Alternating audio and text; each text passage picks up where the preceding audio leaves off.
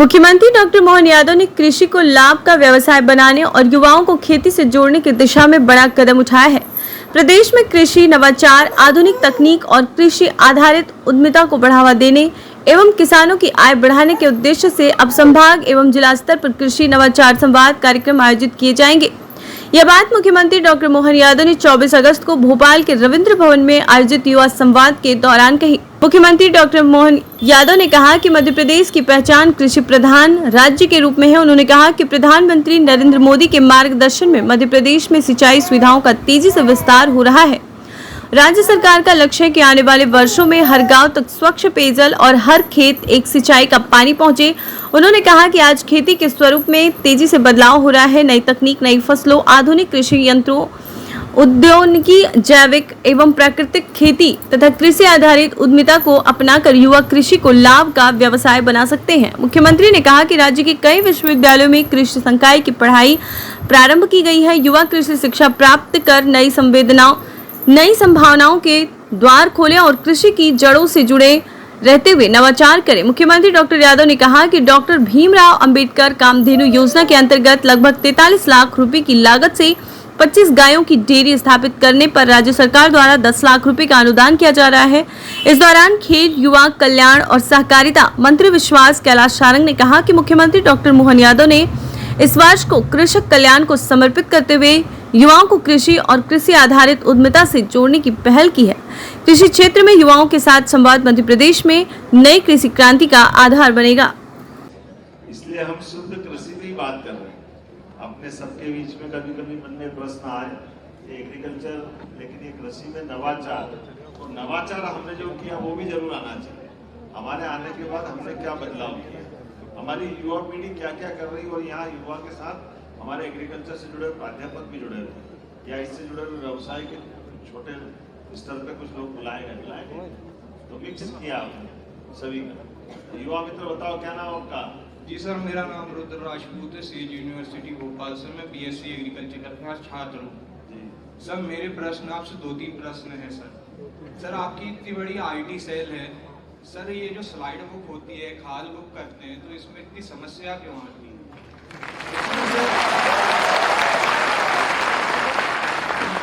Sir इसमें मैं एक किसान सर, छोटा किसान हूँ सर, मैं स्लाइड बुक करता हूँ सर, मेरे को 10-10, 15-15 मिनट सिर्फ एक स्लाइड बुक करने में लगती है सर। सर मूंग की खाद जरा आपकी बात हो गई क्या? जी सर। अभी अपने एग्रीकल्चर की साइड से जो आईडी बनाने के लिए चालू हुई, किसान आईडी है ना, तो है फार्मर आईडी बनाना ना, आपने बनवाई क्या फार्मर आईडी? जी सर। उसका क्या लाभ है? सर फार्मर आईडी नहीं बनवाई है, मैं अभी स्लॉट की बात कर रही हूँ। नहीं, मैं दूसरा कहना है, एक बार ये भी बताता हूँ स्लॉट का। तो जैसे क्या हो रहा है कि बैठवा होता है ना, इससे माइक का मैं जवाब देता हूँ अपने बीच में से कि जैसे उनकी आपने स्लाइड भी बनी,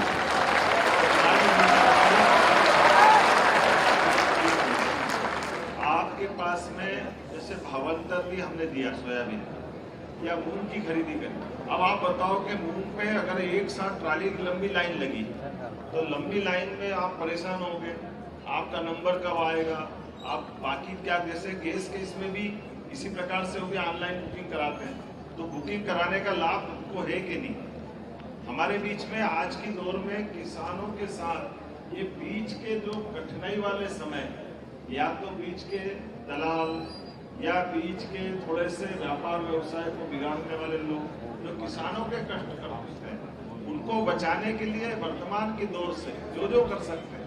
अब आप बताओ कि अपन ने तो कहा कि हमारे किसान अगर अपनी खेती कर रहे हैं और उनको खाद की कितनी जरूरत है, अब ये जाने अनजाने वो खाद में अपने को मालूम ही नहीं है, 2 बोरी डाल रहे हैं, 1 बोरी डाल रहे हैं, 3 बोरी डाल रहे हैं, तो अगर कृषि वैज्ञानिक उसमें बता दे और वो सॉइल टेस्ट करके कि इसमें कितनी मात्रा लगेगी और वो सही से डालेंगे, तो एक तरफ खाद भी हमारा कम लगेगा, दूसरा पैसा भी बचेगा, दूसरी जमीन किसकी, किसान की जमीन तो है ही, तो उसकी खुद के भले के लिए तो अपन करा रहे हैं।